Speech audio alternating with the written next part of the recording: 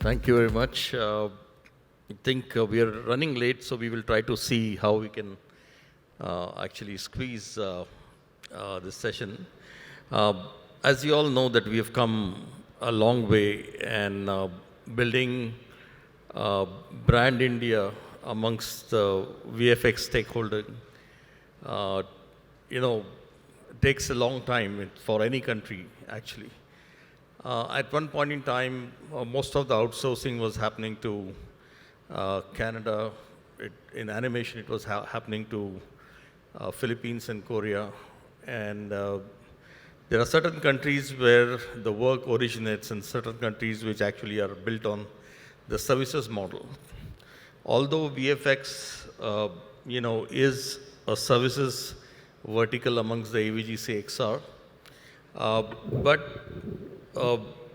having come a long way in last maybe 1.5 decades to 2 decades, we have built systems. The reason why people should come to India. In fact, I would start with Hitesh. Can you give me 3 reasons as to why people should actually outsource to India? I would start, first of all, Ashish, with the premise of the word outsourcing. When an LA studio contracts with somebody in London, they don't call it outsourcing. They just call it giving VFX work to another country. In the 20 years, the 2 decades you talk about, in the early stages, yes, we were doing a lot of the RPM kinds of things, and outsourcing was probably the right word. But now we as a country have to rethink that word, that whether we want to be relegated to be thought of as outsourcing hub or as another source, another country with VFX facilities. And as we increase our capabilities, it's another destination for other visual effects houses. So I challenge us to rethink that word that often others relegate on India, that we're not just about outsourcing, we're about visual effects, both for a domestic market, but for the international market as well. Yeah, but you didn't answer my question. I'd make a good politician then. Yeah. Your question was, what are the 3 things that attract companies to come to India? I think we'd be skirting around the issue if we didn't say it's the economics. Definitely the economics are compelling. And that's one of the reasons we even came on the map in a significant way. And that will remain true even when there are more full-service VFX providers out of India. The other really thing that many people miss is culturally, the general population within India consumes a lot of Western content. And we're English, to a large extent, English speakers. And so the affinity to understand everything from, say, the Marvel universe or the DC or any of the Disney characters, there's a lot more affinity that the artists come with that helps in the creative process. And I'd say the third thing is straight and simple, the number of people, the number of artists we can put to bear on a project, the numbers matter. So Singapore may be a great place, nothing against Singapore, but there are only so many artists in this industry that any company can gather, whereas we have a deep, deep bench strength to be able to provide. Yes, Mr. Jayakar, in fact, you have been an hardcore artist. And I remember meeting you a long time ago with another artist from JJ School of Art whom I admire a lot. The thing is that unlike any other country, including US, we are one country where we have multiple hubs, like we have Mumbai and Pune in Maharashtra, we have Bangalore, we have Chennai, we have Trivandrum and Cochin also coming up, we have Hyderabad, we have Calcutta, we have, the Noida as well as the new hub which is Gurgaon, and now there is an industry growing in Madhya Pradesh, Gujarat, and all. Uh, what do you think is a selling point for India as to why people actually are decentralized but still having studios in multiple locations? Uh, because we had the film industry as a base for more than 100 years now, and then came television industry, which is about 70 years now, and then we have the OTT industry as well. Of course, the ad industry was existing for about 80, 90 years into the filmmaking, the television ads as the television started. But before that, there was television, there were ads which were made for big screens. So what added to this ecosystem whereby it becomes a better solution provider to rest of the countries which we have not been able to market so far? What are your thoughts on these issues? Well, I mean, for the longest time, this industry was centered around the 2 or 3 hubs, which were Mumbai being the main one, Bangalore, Chennai coming up. And, it was very centric to these cities where the business was kind of operating out of. Today, of course, with multiple institutes that, we know of common friends that have them, today there is a talent pool that exists in many different cities, which essentially wasn't there in its scale and volume, say 7, 8, 10 years ago. Today, it's not uncommon for you to find, 150 artists to set up a studio in Madhya Pradesh, in Bhopal. So, of course, there is the growing population, the feeder, the thing that feeds the population, which is the education system, is also thriving, creating these pockets of places where talent exists. And of course, the technology allows you to be in different locations without necessarily having to be in, you don't have to be specifically in Mumbai and be working on a project that is generally handled out of Mumbai. So this decentralization, I think, is going to grow. It's going to leverage, it's going to essentially, it's going to push certain kinds of work to different cities. It's going to not necessarily nucleate in one big metropolis like it's doing currently. And I think this is all generally going to be driven by the amount of production that's happening around the country versus just generally in Mumbai or in the south or, certain pockets of cinema. So I think it's, what we're seeing now is just the beginning of a massive decentralization operation that I think will continue for the next few years.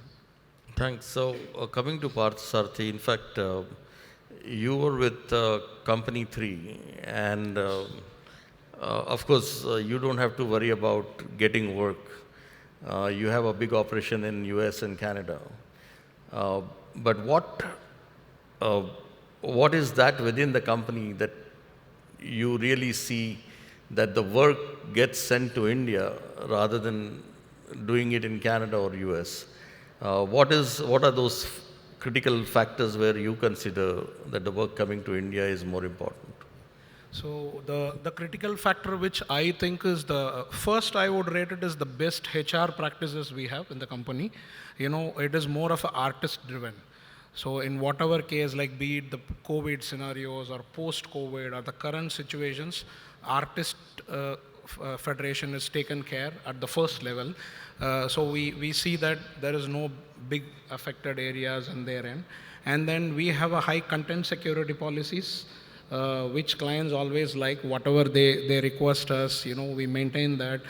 We pass yearly every audits with high level of appreciation.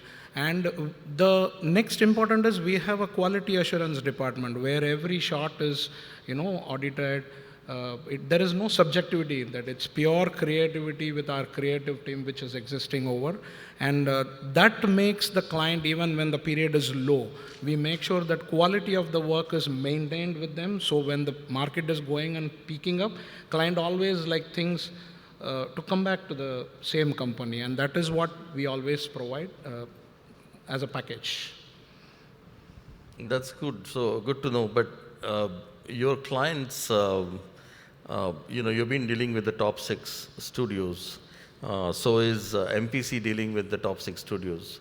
So the issue is that today a large amount of this work is getting delivered out of India, but it is actually coming to your US entities and then getting pushed here. So are they seeing any, any consistency in terms of where is the arbitrage right now? There was a time we had a cost arbitrage. Is there a talent arbitrage at this point in time? What is at the peak in consideration when your companies are looking at it? I would say cost is always the factor. When the market at around 2000 it started, the West approached India based on the cost factors. But I would say in the evolution of over 25 years, it is not only the cost, it is as a country, the quality which we are delivering and the skill set which we have and the skill set which we internally produce, it was matters. So that is the factor, X factor, which keeps us running, or even the Indian VFX industry last 5 to 8 years, which has boomed up. That is the only factor, in my opinion, is what keeps us running. Thanks. Coming to you, Priyanka, he touched upon the subject of the manpower. I get to realize that, why people come to Mumbai to create a film, or I go to Chennai to create a film, is because the ecosystem exists there. We have, from ideation to script to screen, we have several specialties that are required to be completed through the process. And filmmaking is a process which actually depends a lot on dependability on each other. It's like a relay race of 52 people. It's not 4 people. Every person has to hand over the baton to another person with upgradation. So India never had film schools. We had only one film school and the second one in Calcutta. And all set together, we were doing only around 60 to 70 admissions in a year. But we built a powerhouse in last 100 years. And the whole visual effects is an outcome of, why the film industry is there at the base. What you think is important for India as to creating the right kind of skill sets which will continue to propel the growth? And how do you solve your problem of manpower? Because when you sign a show from India or you sign a show from outside, you need to plan that, okay, this number of people are going to be required, and not everything can be outsourced then. Film can come together, they can have cinematographer, actors and all as a project, but you have to run a studio and a pipeline. So what are those critical things you feel that India should do, and how are you tackling it? So I think there are a couple of questions in there, so I'll just tackle it one by one.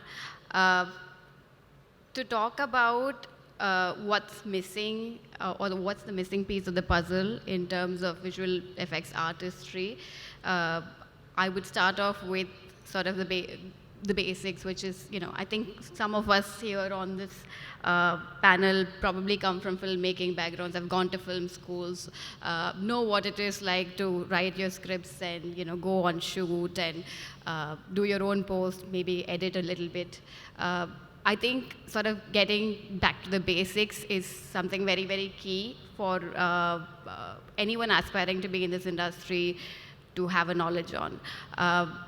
It could be as basic as doing a foundation degree in filmmaking and then sort of specializing in visual effects, because at the end of the day, visual effects is only enhancing storytelling, and we're all here to tell stories, right? And we're all here to see amazing films and OTT shows that are being made, and we often judge shows based not on how great the visual effects is, but how great the storytelling is. So I think as visual effects artists, we really need to go back to the drawing board and actually understand that, what is the story we're trying to tell here? Are we understanding exactly what the director wants to tell here, or the writer or the screenplay has to offer here? And that's an understanding that can only come from grassroots level learning, maybe in terms of college education or arenas or MACs can sort of have that as a part of their introduction to visual effects filmmaking. I think that's that's a skill set. I feel there's a gap in that skill set. We do have lots of brilliant artists out here who understand the tool sets that need to be used, but to bridge that gap would be fantastic.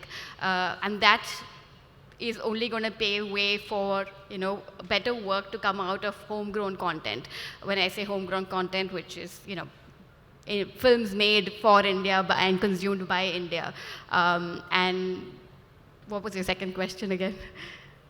No, how do you tackle the skilling part of it? Yeah. So to tackle skill set problem, I mean, we're obviously a growing industry. We're going to have films like Bahubali, RRR that are paving way for more producers to do the 300, 400 crore budget films that are produced in India, which means we'll need more talent that are able to handle end-to-end creative work, not just sort of piecemeal work that we have been used to in the past or till the recent past, where a lot of that has come from Hollywood. So we'll definitely need more cross-skill based training where people are able to handle a shot from start to finish rather than sort of relying on, I would say, sorry for the word, use of word outsource. Outsourcing, for example, a compositor will probably need to know how to paint out his own shots and do his own rotoscopy and take the shot from start to finish. And also the fact that, we have so much more content that's being made in India is going to push the boundaries as far as VFX artistry skill set is concerned, because you're not going to have the same kind of timeline or budget to deal with. When you're working in an international show, you possibly have more than 1.5 times usually the timelines that you have for an Indian show. And that's unfortunately the truth. But when you are dealing with shorter time frames and shorter budgets, you are forced to think outside the box. And those are sometimes good because you come up with solutions rather than sort of troubleshoot, later on. Which again, helps with skill set and growth.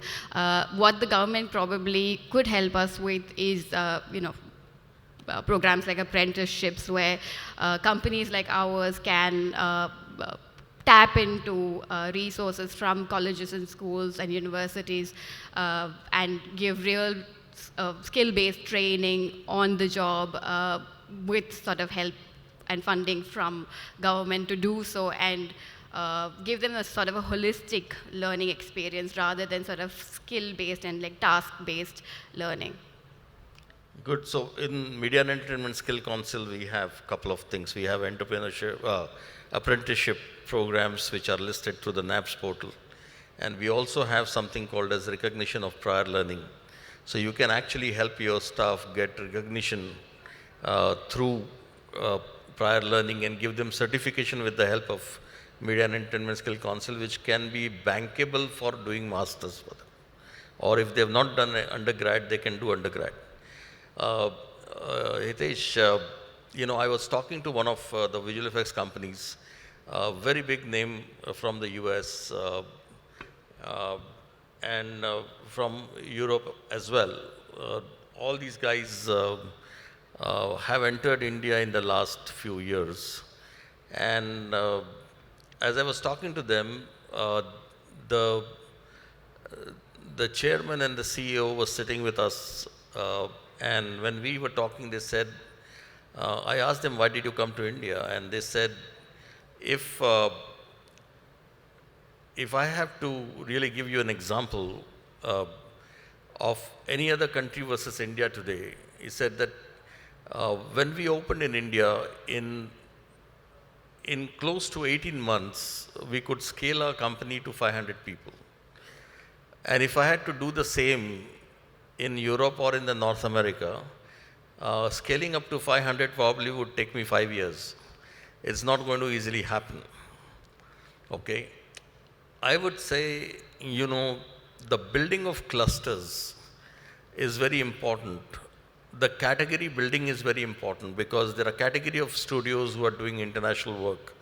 There are category of studios doing work for Telugu industry or maybe Tamil industry or maybe Hindi industry, whatever. And now there is a cross of shots because, there are always having pressure of delivery, as she said that, in Indian shows we get less pressure. How important is the policy from the government, do you think, is to build this as a inevitable hub? Like people all over the world should say, okay, if we are not there in India, or if we are not working with India on visual effects, we will not be able to deliver. We need to come to the situation where you become a very important hub.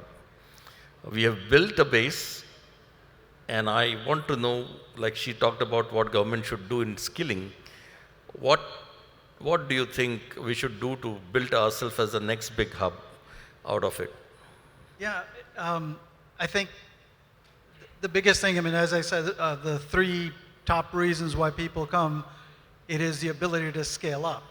And, but unfortunately, it's been too tied to the lower spectrum of the work. That's the primary reason. And I would argue that even today, every major visual effects company has to reconcile with, do they have a presence in India, or do they have some partnerships or establish it? You cannot sincerely talk about visual effects without some component in India. That's already the current reality. But what the government can do is help rise the level of skilling at the top end of the spectrum.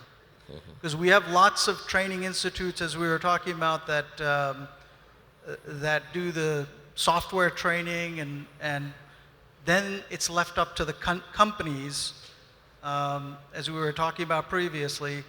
The companies have to do their own training, and the employees take several years before it pays out for the company. What the government can do is support more in terms of core training, what Priyanka was talking about, where if you put greater emphasis on the fundamentals, the artist that's coming in might start at roto, but they already understand color, they already understand concepts of photography, lighting, all of these basics, which, by the way, in many of the Western markets, those artists do come with. And we can parallel that, and government can play a role in that. I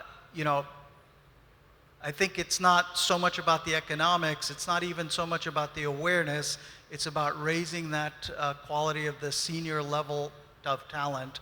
If we increase that, more will naturally come to India. So, do you think that to do that, there are two things. Either you actually do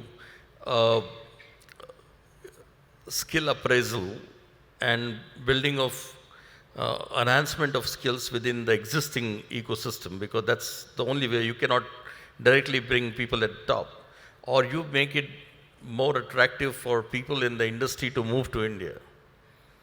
There are only two ways you can do it faster.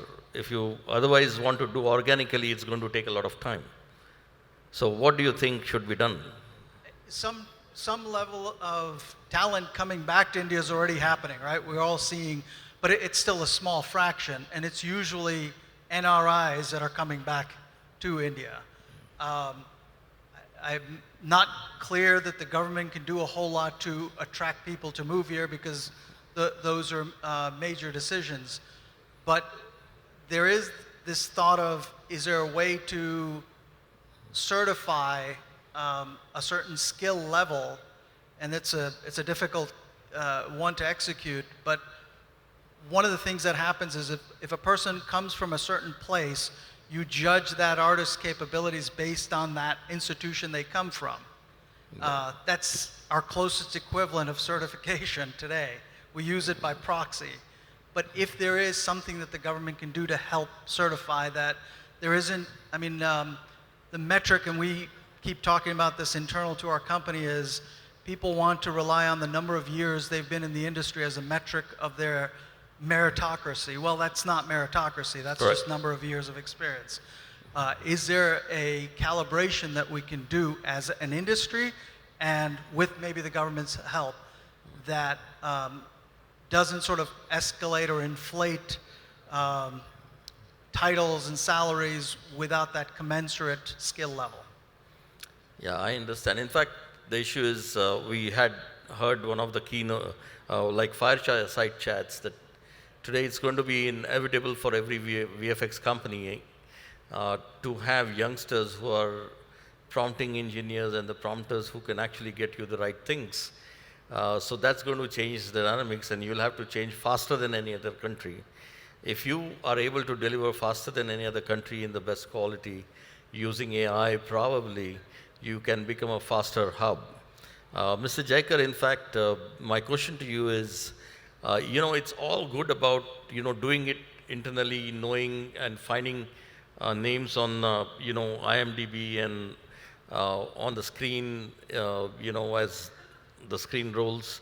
But how important to build this as a hub, how important it is to go and market yourself. Do you guys invest into going to markets and pushing your envelope and say that, okay, these are our skills, please give us work? How often do you do that? I will speak only personally for myself, but pre-pandemic, I would make at least 4 to 5 trips to the US. It was pretty much fixed that I would go every quarter, maybe once more. And I think that was one of the large reasons that we were able to almost, for 13 or 14 years that we have been around, always had a Hollywood project or two going on all the time. So yes, it's very important to go to the right places where your work comes from, whether it be it the UK or Canada or the US, showing them what you can do, and most essentially, like we personally as a company we always projected ourselves as not the prep type. We were always going after, we didn't scale in places like Roto and Paint and CMM and things like that, but our focus was always to do full visual effects.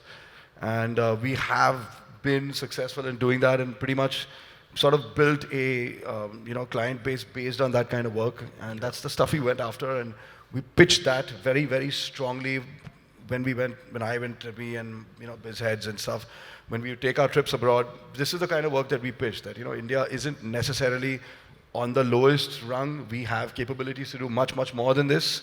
Yeah. And demonstrating it even at a smaller scale opens it up to more and more in the future. But it's not a one-time thing. It takes many years to develop this. True. So you're talking about pushing the envelope, growing up the value chain. Yes. And that's exactly what you displayed and got done. Yes. Okay. So my question to Parthasarathy is, we had COVID and we had gone through a dip. And obviously there is no live shootings, no work coming. Then we have this crazy writer strike.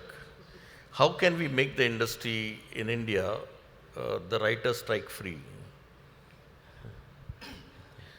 That's a... Careful, this is a politically loaded question. No, I can give you an unpolitical answer too. Why go always to US? Go to Russia, go to Germany, go to China, go to Japan. Why do we only go one way? We need to go as a group and talk to Korea. They're doing fabulous content and they don't have too much of population. But I want to hear from you because you're in the industry. So I would give it back that since Ashish ji is having that capability, then as a group we are... No, for animation we are doing that. Yeah. So now next month we are taking people to Korea. And last 3 years we started going to Korea and Japan because the work is coming from there as well. We have not been able to break through into China yet, but then VFX can. Yeah, I think VFX should be added to that. That's the only thing we have. See, mostly US, it is because of the cost which Indians get. That is the one thing. And they were the ones in 2000s who best came to us. And then now we are making them actually come to us because of the quality. That's the every time when I'm going to speak, I will only use the word quality and the skill set which has got upgraded in India. Because if you see on an average, around 20 to 25,000 students are being produced in India, on an average, as per the media and entertainment industry report. And we have around 75 to 100 VFX companies, which is all utilizing. Yes, this is a bad phase which we talk. We have more than 400 VFX companies. No, I'm talking about the current scenario. Oh, That'll definitely boom back. That is what we are all wishing for. And we are no more, as like Hitesh said, we should not be again and again called as an outsource hub. We are now becoming a VFX leaders, and which Indian market is also proved, as it was mentioned, like with RRR booming up and then Bahubali hitting it. There are lots of other films which is all eventually using 100%, which the demos we saw now, the series, it is all giving, at par heads up or above par level that India can deliver that. So I think that should eventually, when industry picks up now, we all hope after June we will all get a good news, and then it rolls on. So Priyanka, my question to you is, as I said in the morning, I used to work with these studios where a big time director used to come and tell us, just do something, add some leaves, and do something so that it should look like US and it should look like something. To this phase right now that we are into, what according to you should be really done to see that we grow up the value chain and become important into the ecosystem? Of course, the reason why we are calling this conference a quest is because from two people, the director and the cinematographer, then the importance of an art director became inevitable, and that's why it was a triangle. And now with visual effects director coming in, it has become a quad. But how do you really see that? How do we build some of these brand icons from India who are into visual effects supervising, who can actually make it to a global name? In fact, of course, doing fabulous domestic work and displaying can bring attention from there, and they say, okay, if you've done this, let's do it for this. How do we reach there? I want to know what's a pipeline that India can do to impress the world, and how do we create these iconic cinematographers and iconic visual effects supervisors from India? I think we certainly need a multiple pronged approach. It's not going to be a straightforward, you do this, you do that, and you get there. I think India now holds up to 5% of the global market share of visual effects so far. I think as of 2022, sorry, 2 years ago. Those are the stats that I have. But for us to sort of propel forward and at least double that up, I would think we certainly need to start looking at uppressing our skill set, which also involves learning not just the skills or tools, but actually learning the skill of communication. I think what for a top-class visual effects supervisor today that you would call from a major studio, anybody would entrust that person with a full-fledged visual effects for a show or a sequence which is highly complicated would be to see how good their communication skills are. And that sort of triggers your trust in the ability to handle a show. Now, because India is at a global advantage of demographics and geography and time zones and English-speaking population, we already have that. We are most of us are, being educated in English medium schools. So I would suggest that, to become a leader in visual effects and sort of to be on the table with the top-end VFX supervisors and producers in the world, I think we definitely need to look at our own skill sets in terms of communication, organizing, time management.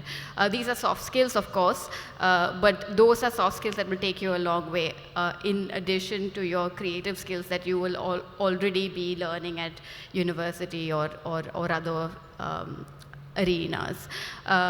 So soft skills are a major, green flag for me. When I start looking for people, I'm always looking for people who can, who trust in themselves and trust the work that they do, have the trust in the work that they do. So that gives me the confidence that, okay, this person knows what they're talking about, and they're solution oriented. So try to start looking for, solutions to problems and come up with creative solutions. And being a part of discussions, don't be, afraid to ask questions. So I think we need to sort of rewire our education system to a certain extent from being very textbook-ish, which is what most of us Indians are taught in school, is to sort of follow the teacher and follow, this is, A after B after C, this is your rule book. So we just need to start thinking outside the box and inculcating that lateral thinking in our education system. That's going to take time, but it is going to be in the long run, going to get us there in 10 years, let's say. Good. I think that it shows time is up, but I'm still going to ask you one question which all of you should answer. Most of us go to Cannes, and we go to BAFTA, we go to NABS, we go to a whole lot of things. Do you think it will help if we speak to the government and we actually create a global media and entertainment summit here, whereby we can actually have all major studios from all over the world coming to India, so that we are able to see that maximum Indian studios display their work? And then, the traction becomes reversed. Right now, we all go and do an outreach. How do we really make, and what's your thought on this as to where it's going to take us if we are able to push this? You were trying to go there earlier as well, which is, how do we showcase better, either by going to different countries with the support and the backing of the government? I think that the best analogy I can use is, even as a company, sometimes we have to force our clients to view the most current show reel, because without that, they carry their old perceptions, and you cannot change their thinking until they've seen, oh, you can do a whole lot more than I thought you could. I mean, we do full service VFX, but because we've done RPM very well, most people's perceptions remain. So I share that analogy to say, similarly, as a country, there are perceptions of what India's value add is in VFX. And in order to change that, I think it would be a wonderful idea for government to play a very active role in facilitating a showcase, exactly as you're saying. It's the show reel of our country as opposed to show reel for a company. Yeah.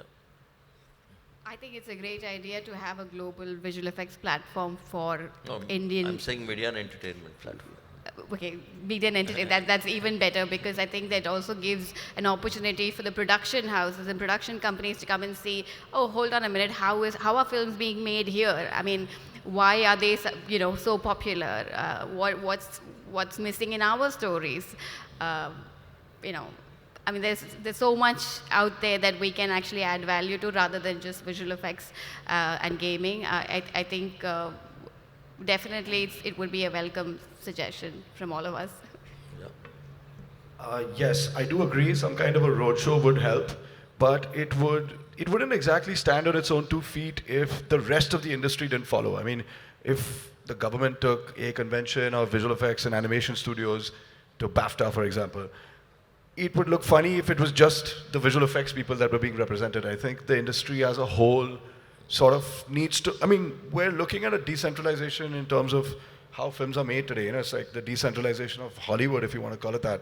And considering work starts in one place and ends in another place, it does help that we project ourselves. Our government should take the initiative or the onus to project this very strong industry that kind of gets looked at as, as a low-end sort of a service provider, to being, no, actually India can do much, much, much more than what we think they can. And it helps, like I said, with me, it's physical meetings, I'm sure, with Bot and with all the other guys. It's also, it takes to have to go there, show your reel, and be like, okay, these guys, we get it. But I think a push from the government towards the entire industry. Take the cinematographers with you, take the action directors with you, take the production designers, take everybody. Let's do an India desk, or like have an India showcase there where we're just one of the other people. But just doing it purely just on visual effects seems a little half-assed in my opinion. No, so that's why we tell the government, you think of films, and then what you think next is the film stars. Like, look at behind the scenes is also, yes. So we are basically film based. Like we used to listen to all our grandmother stories and then we grew up. So India is basically a film thing, and this is, if government is going to take this initiative up, that will be the greatest thing. And all the other countries' focus also will come onto the media and industry on India side. That will be real great. And for entrepreneurial level, this will be a great platform, because many has that dream that, oh, we need to attend the con festival or other things which we always see in YouTubes and televisions. But if those guys come here and see, that will be real great. And I think, thanks for that idea. Thanks. So, guys, it's been great talking to this gentleman, set of panel, but I would say that the combined wisdom that they have, I believe we got some very interesting ideas, and I think growing our category city by city across India, at the same time, finding communities who are constantly thriving at making different specialization, upgradation of skills, identifying where they are and how they can enhance the production qualities with the shared knowledge that we can do through such conferences, and constantly look at how the game developer conference is the biggest example that we see. How can we get our artists to constantly communicate with each other and learn from each other? And how do we imbibe AI and machine learning into our production and enhance the quality would be the answer. Whatever ups and downs, the only reason that this industry exists is because of its passion, and keep the passion going and keep your flag high for India, and I'm sure we will be able to get there. Sometime in the next few years we will be sitting here. I'm sure there will be a lot of other studios from all over the world sitting along with us and trying to discuss the same topic. Big thank you to all of you, and big thank you to Animation Express team for putting this thing together. Thanks so much.